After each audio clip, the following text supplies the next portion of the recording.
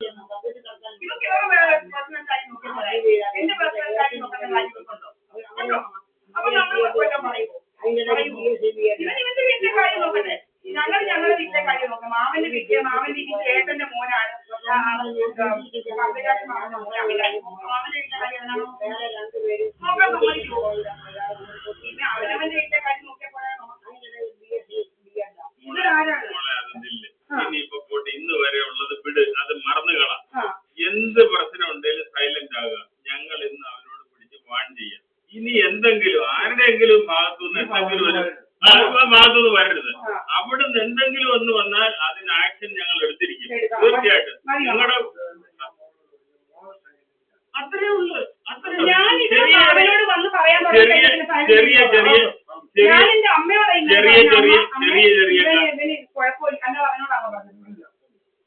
അതുകൊണ്ട് ചെറിയ ചെറിയ കാര്യങ്ങളിൽ പ്രകോപിതരാകാതെ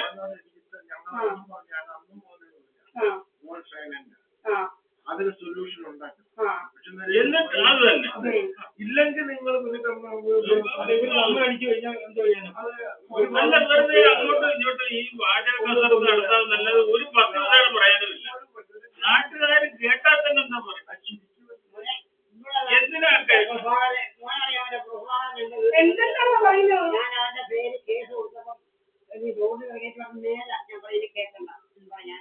അറിയാം. ഈ അമ്മയോട് ചെയ്തത് പോലെ അമ്മ എന്നോട് സത്യം പറയും കേട്ടോ.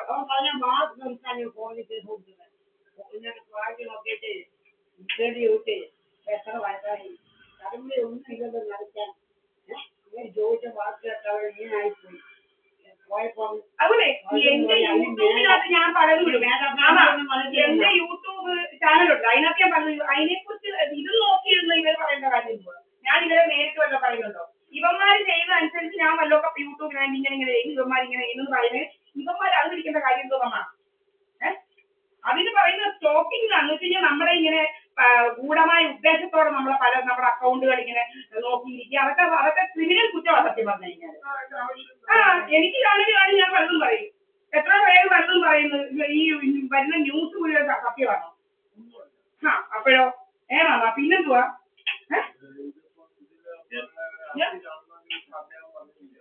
ഞാൻ മിണ്ടാതിരിക്കും മാമ.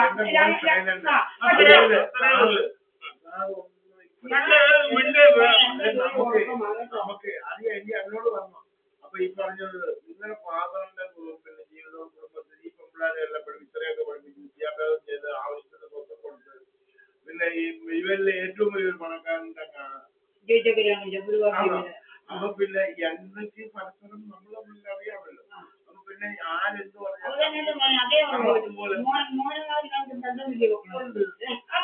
ഞങ്ങൾ പറ്റിച്ചു, മീനാക്ഷി സാറിനോട് പറ്റിച്ച്, പല്ലാരിമുഖത്ത് പറ്റിച്ച്, വേറെ വാക്കാണ് പറയുന്നത്.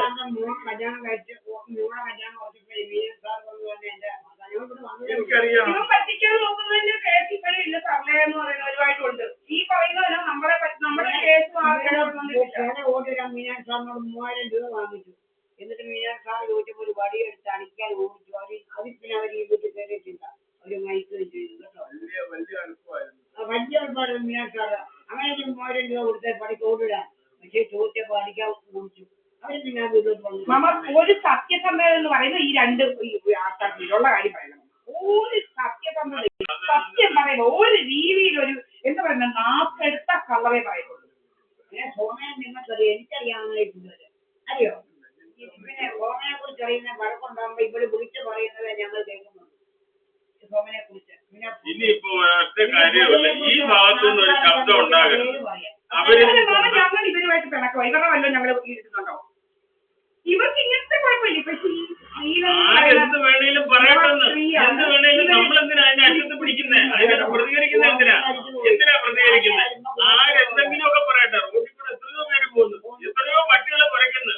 എന്തിനാ ഇതിനൊക്കെ കയറി ഏറ്റുപിടിക്കാൻ നിൽക്കുന്നത്? ഈ ശബ്ദം വേറെ ഭാഷ പഠിക്കുന്നതല്ല. ആരെവിടെയും കിടന്ന് എന്തും പറയട്ടെ, നമ്മൾ കഥ ഓർക്കരുത്.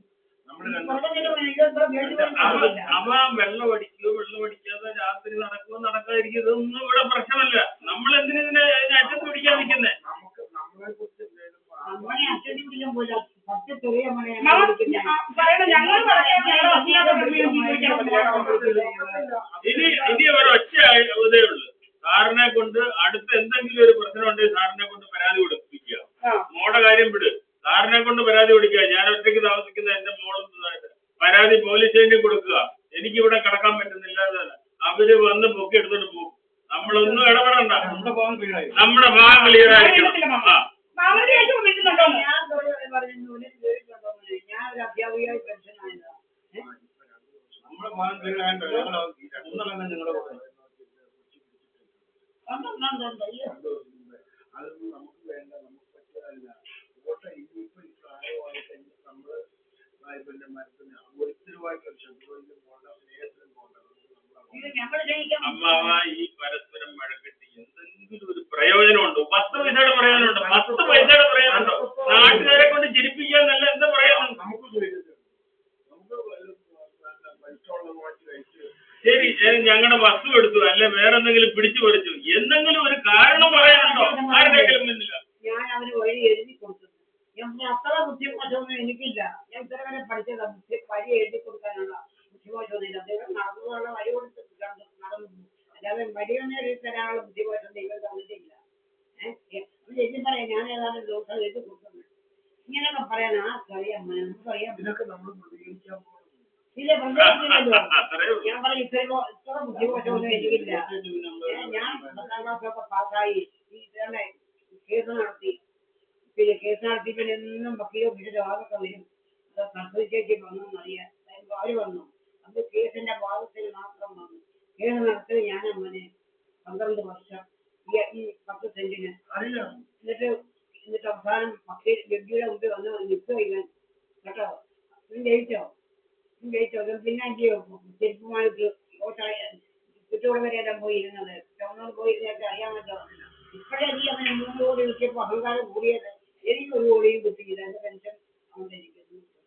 അല്ലാതെ 2 കൈകളും പിന്നെ അതിന്റെ 3 കോടിയോ 4 കോടിയോ അല്ലെങ്കിൽ അതുകൊണ്ട് എന്റെ അമ്മയ്ക്ക് 2 പെൻഷനുണ്ട്. കളവി ചാവത്തില്ല. ഇതൊക്കെയാ പറയുക. എന്താ ഇവര് ചത്ത് കഴിയുമ്പോ ഞാൻ എന്റെ വസ്തു വിൽക്കും.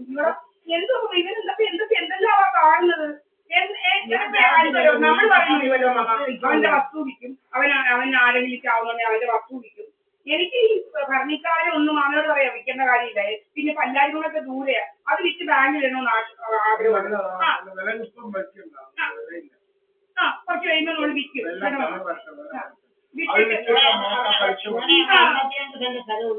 അറിയാമേ, അത് വിറ്റാലേ ഇപ്പം വിലക്കുറവാണ്. ഇപ്പം കൊടുക്കല്ലേ. അത് മുളയിട്ടാൽ നിനക്ക് ചെലവിലുള്ള കാശ് സുഖമായിട്ട് കിട്ടും. ഒന്നും അന്വേഷിക്കാൻ പോകണ്ട. ഒന്നിനും പോട്ടെ. ഇന്ന് അമ്മ ഇല്ലെന്ന് നോക്കൊരു വരുമാനമാണ്. അതൊക്കെ മാമനെ നമ്മൾ അറിയിക്കും. ഇനിയും അങ്ങനെ ഉള്ളൂ. നമ്മൾ ആൾക്കാരെ അറിയിക്കും. അവിടുത്തെ നമുക്ക് എന്തെങ്കിലും പറയാൻ പറ്റും.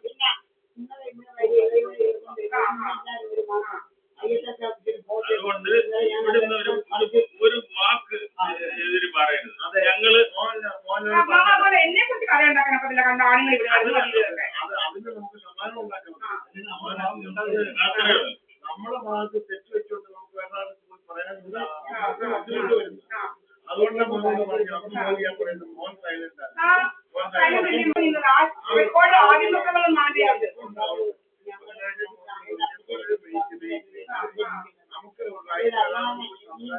മാറ്റിയത് മാമ വാസുദേവത്തിനെ പറയുന്ന അതിന്റെ റെക്കോർഡ് അവനിട്ടിട്ടുണ്ട്. ഞങ്ങളെന്ന് പറഞ്ഞു രാമൻജിയോട് ഞങ്ങൾ എന്തോ അമ്മ എന്തോ സംസാരിച്ചു. അപ്പോഴത്തേന് ഇവൻ അവർക്കൊന്നും ചാടി ചീത്ത വിളിച്ചുകൊണ്ട് വരാൻ പറഞ്ഞു. കേട്ടോ അമ്മ, നമ്മൾ വഴിയെ കുറിച്ച് പറഞ്ഞില്ല, ഒന്നും പറഞ്ഞില്ല. എന്റെ അമ്മ എന്തോ സംസാരിച്ചതാണ്. എന്റെ ദൈവമേ, അവനോട് ചോദിച്ചു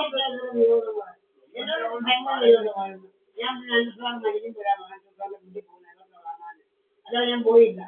എങ്ങനെ പോകാൻ നോക്കും? നമ്മളെ ഇഷ്ടപ്പെടാത്തതാണ്. എല്ലാ ആവശ്യങ്ങളും ശാന്തവുമായി എന്നോട് പരിചയം. എനിക്കൊന്നും പോകാൻ ഇപ്പം വയ്യ. അഞ്ചുത്തം മാമന് കെറുവെന്ന് പറഞ്ഞു കഴിഞ്ഞാൽ ഒരു കെറുവുണ്ട്. അമ്മയുടെ അപ്പച്ചിയുടെ വീട്ടില് അഞ്ചുത്തം ഈ മാമനെയും എന്താ പഠിക്കാൻ എങ്ങാണ്ട് പന്തളം കോളേജിൽ പോയപ്പോ അവിടെ നിർത്തിയില്ല പോയി. ഇതാണ് കെറുവ്. കുമ്പോണ്. ഇത് അമ്മയോട് കെറുവെടുത്തിട്ട് എന്ത് കാര്യമാണോ? എന്റെ അമ്മയ്ക്ക് വല്ലതും അറിയാവോ? ഞാൻ പന്തളം പോകാനുള്ള താമസിക്കുന്നത്. അത് ചെന്നീർക്കയ. അവിടെ